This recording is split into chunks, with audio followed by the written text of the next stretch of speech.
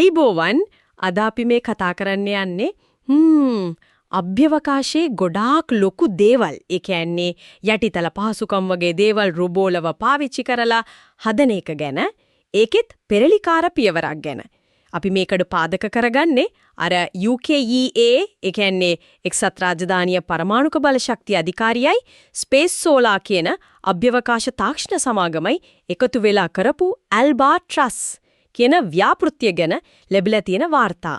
ඉතින් අපි බලමු අභ්‍යවකාශයේ සූර්ය බල ශක්ති චන්ද්‍රිකා වගේ දේවල් හදන්න රොබෝ තාක්ෂණය කොහොමද පාවිච්චි වෙන්නේ? ඒකේ වැදගත්කම මොකද්ද? වගේ දේවල්. හරි අපි මේ ගැන ටිකක් ගැඹුරට කතා කරමු නේද? එහෙනම් මුලින්ම කියන්නකෝ මේ ඇල්බාට්‍රස් ව්‍යාපෘතිය ගැන විස්තර ටිකක්. මොකද්ද මේ UKEA සහ ස්පේස් සෝලා එකතු වෙලා හරියටම පෙන්නුවේ? ඒක ඇත්තටම වැදගත් ප්‍රදර්ශනයක්. යාලා හරිම සාර්ථකව පෙන්නුවා කොහොමද මේ දුරස්ත පාලනයෙන් කියන්නේ රිමෝට් කන්ට්‍රෝල් වලින් රොබෝ පද්ධති ක්‍රියාත්මක කරලා අභ්‍යවකාශයේ ව්‍යුහයක කොටස් ස්වයංක්‍රීයවම එකලස් කරන්න කියලා එයාලා එකලස් කළේ ලොන්චරොන් කියලා හඳුන්වන විශේෂ ව්‍යුහාත්මක නලයක්. මේවා තමයි ඉස්සරහද හදන මොඩියුලර් සැටලයිට්ස්. ඒ කියන්නේ අර කොටස් වශයෙන් එකලස් කරන චන්ද්‍රිකා තියෙන්නේ. විශේෂයෙන්ම සූර්ය බල ශක්තිය එකතු කරන ඒවා අන්න ඒ වගේ මූලික රාමුව කොඳුනාරටිය වගේ වෙන්නේ. මේ පරීක්ෂණය කළේ UKEA එකේ ඔක්ස්ෆර්ඩ්ෂයර්වලේ තියෙන උසස් පරීක්ෂණාගාරයක. ඒකට ඩුවල් ආම් රොබොටික් මැනිපියුලේටර්ස්, ඒ කියන්නේ බාහුව දෙකක් තියෙන රොබෝ පද්ධති යොදාගත්තා. අභ්‍යවකාශයේ තියෙන තත්වයන් වගේම පරිසරයක් හදලා තමයි මේක කළේ. මේකේ තියෙන ලොකුම වාසියක් තමයි ගගනගාමීන්ව අනතුරුදායක වැඩවලට යොදවන්න ඕන වෙන්නේ නැහැ. ඒ වගේම කාර්යක්ෂමතාවයත් අනිවාර්යයෙන්ම වැඩි වෙනවා. ඒ කියන්නේ මේක නිකම්ම ලැබ් එකක කරපු පොඩි ටෙස්ට් එකක් නෙමේ. ඇත්තටම අභ්‍යවකාශයේ ලොකු ඉදිකිරීම් කරන්න පුළුවන් කියන එකේ මුල්ම අඩිතාලමක් වගේ. හරියටම හරි. මෙතන තියෙන ලොකුම ඉලක්කය තමයි ගිගාවට් ස්කේල් මට්ටමේ. ඒ කියන්නේ දැවැන්ත විදුලි බල ප්‍රමාණයක් නිපදවන්න පුළුවන් අභ්‍යවකාශ සූර්ය බල ශක්ති මධ්‍යස්ථාන හදන එක. මේවා අපි දන්න සාමාන්‍ය චන්ද්‍රිකා වගේ නෙවෙයි.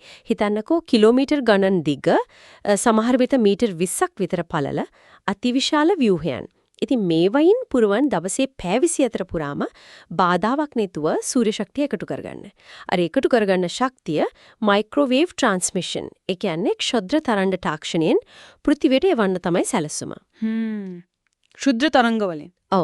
පොළවේ තියලා විශේෂ ඇන්ටනා එවයින් මේ එන ශක්තිය ලබා ගන්න විදුලි බල බවට හරවලා කෙලින්ම ජාතික විදුලි බල පද්ධතියට එකතු කරනවා. මෙතන තියෙන විප්ලවීයමදී තමයි බලන්න පොළවේ තියෙන සූර්ය පැනල වලට කාලගුණය බලපානවා. රාත්‍රී කාලේ වැඩ නැහැ. ඔව් ඒ සීමා තියෙනවා. හරි. අන්නේ සීමාස් ඔකම මගහැරලා අඛණ්ඩව ඒ වගේම පිරිසිදු අඩු කාබන් බල ශක්තියක්. ඒ කියන්නේ පරිසර දූෂණය අඩු බල ශක්තියක් ලබා ගන්න පුළුවන් වෙන එක. අභ්‍යවකාශයේ හදනවා කියන එක. හැබැයි මේ මූලාශ්‍රවල තව දෙයක් කියනෝ න්‍යෂ්ටික විලේන ශක්තිය. ඒ කියන්නේ ෆියුෂන් එනර්ජි ගැන. ඒක මේකට සම්බන්ධ වෙන්නේ කොහොමද? ඒකත් හරිම වැදගත් කාරණයක්. බලන්න අභ්‍යවකාශය කියන්නේත් න්‍යෂ්ටික විලේන පරිශන කරන තැන කියන්නේත් දෙකම අන්ත පරිසර. ඒ කියන්නේ එක්ස්ට්‍රීම් එන්වයරන්මන්ට්ස්. අධික රික්තක තත්ත්ව. ඒ කියන්නේ වැකියුම් කන්ඩිෂන්ස්. අධික විකිරණ, රේඩියේෂන් එක්ස්පෝෂර් වගේ දේවල් වලට ඔරොත්තු දෙන තාක්ෂණයන් තමයි මේ දෙකටම ඕන වෙන්නේ.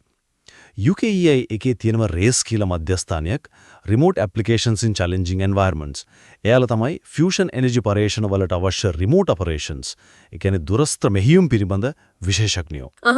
ඉතින් ඇල්බාට්‍රස් පරීක්ෂණයටත් පාවිච්චි කළේ එයාලගේ පහසුකම් සහ දැනුම. ඒ කියන්නේ ෆියුෂන් එනර්ජි වලට දියුණු කරන තාක්ෂණයන් සහ හැකියාවන් අභ්‍යවකාශයේ වැඩවලටත් කෙලින්ම ප්‍රයෝජනවත් වෙලම.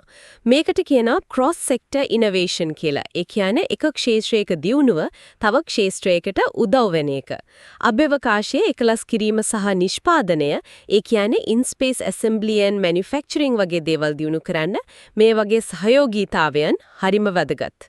ඒක නම් හරිම රසවත් සම්බන්ධයක්. හරි. එතකොට මේ ඇල්බාට්‍රස් ව්‍යාපෘතියේ ඊළඟ පියවර මොනවද? ඉදිරියට මොකද වෙන්නේ? දැන් ස්පේස් වල සමාගම සැලසුම් කරනරා 2029 වෙද්දි මෙගාවට් 30ක විතර ප්‍රදර්ශන චන්ද්‍රිකාවක්. ඒ කියන්නේ ඩෙමොන්ස්ට්‍රේෂන් සැටලයිට් එකක් දියත් කරන්න. ඊට පස්සේ 2030 ගණන් වල මුල් කාලෙ වෙද්දි අර මං කරින් කිව්ව සම්පූර්ණ ජිගාවට් පරිමාණය චන්ද්‍රිකා පද්ධතියක්ම ක්‍රියාත්මක කරන්න තමයි යාළගේ ඉලක්කය. මේ වැඩේට අර Science and Technology Facilities Council STFC කියන ආයතනයනොත් අනුග්‍රහය ලැබිලා තියෙනවා. ඉතින් මේක UK එකට අභ්‍යවකාශ බලශක්ති ක්ෂේත්‍රයේ ලෝකයේ ප්‍රමුඛයෙක් වෙන්න හොඳ අවස්ථාවක්. එනම් මේ හැමදේම එකට ගත්තම මේ රොබෝ එකලස් කිරීමේ සාර්ථකත්වය කියන්නේ නිකම්ම තාක්ෂණික දියුණුවක් විතරක් නෙවෙයි ඊට වඩා ලොකු දෙයක් නේද? අනිවාර්යෙන්ම මේක ඇත්තටම සම්දිස්ථානයක්. මොකද මේකෙන් ඔප්පු වෙනවා මිනිසුන්ගේ ඍජු මැදිහත් වෙන ගොඩක් අඩුවෙන් කක්ෂයේ දැවැන්ත ව්‍යුහයන් ස්වයංක්‍රීයව හදන්න පුරුවන් කියලා. අභ්‍යවකාශයේ ඉඳන් අඛණ්ඩව සූර්ය බලය පොළවට ගෙන්නා වගේ. ඇත්තදම දැවැන්ත ව්‍යාපෘති යථාර්ථයක් කරන්න මේක පාර කපනවා. ඒ වගේම මේකෙන් පෙනව රොබෝ තාක්ෂණය, බලශක්තිය, අභ්‍යවකාශ ගවේෂණය වගේ ශාස්ත්‍ර කොහොමද එකිනෙකට බැඳිලා එකට දියුණු වෙන්නේ කියලා. තව ටිකක් පුළුල්ව බැලුවොත් මේකෙන් වෙන්නේ තිරසාර බලශක්ති විසඳුම් හොයාගන්න එක වේගවත් වෙනවා වගේම පෘථිවියේ එහා ගිහින් මොනවා හරි ගොඩනගන්න තියෙන අපේ හැකියාවත් පුළුල් වෙනවා. හොඳයි අවසාන වශයෙන් පොඩ්ඩක් හිතන්න දෙයක් දෙන්නම්.